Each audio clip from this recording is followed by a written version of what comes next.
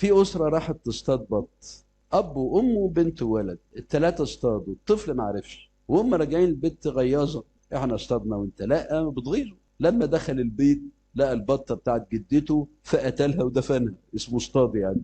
شافته البنت، مسكتها له زله وبدات تبتزه، سلفني مصروف. طب ما انت واخده.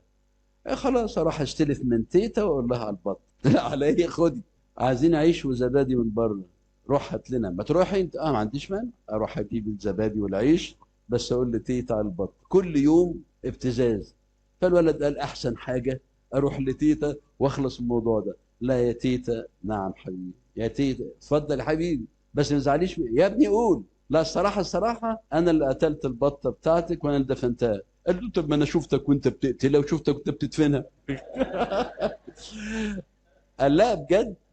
قالت له اه. قال لها وليه ما قلتليش؟ قالت له كنت عايزاك انت تيجي تقول لي، انا يهمنيش البطه، ما يهمني انت اللي حكى لنا القصه دي. قال الكونكلوجن الاخير ده، الخلاصه دي واحفظوها: اللي عنده بطه مخبيها يروح يعترف بيها.